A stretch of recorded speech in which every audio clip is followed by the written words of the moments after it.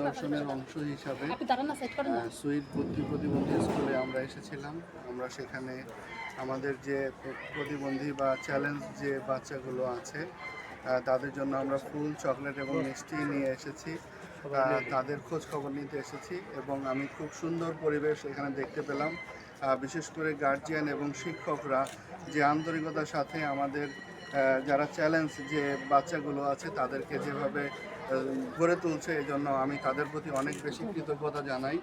আমি জানি আমাদের যে পরিবারে এই ধরনের একটি চ্যালেঞ্জ বাচ্চা আছে, এই জন্য সেই পরিবারের গার্জিয়ানরা যেভাবে তাদেরকে আঁকড়ে ধরে আছেন তাদের ভালোবাসা দিয়ে, এই জন্য তাদের প্রতি অনেক শ্রদ্ধা জানাই।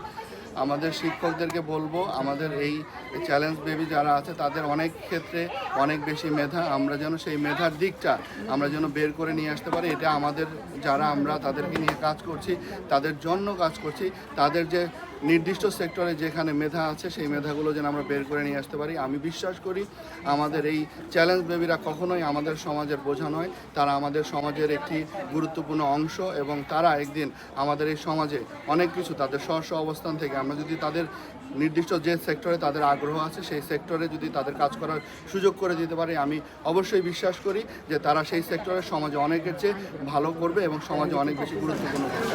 তাদের সকলের জন্য রইল অনেক অনেক শুভকামনা। এবং এখানে আমাদের কাছে আমি আসার পরে বেশ কিছু দাবি দেওয়ার কথা তারা বলেছেন, আমরা তাদের পাশে আছি এবং আমাদের সর্বোচ্চটা আমরা তাদেরকে দেওয়ার চেষ্টা করছি।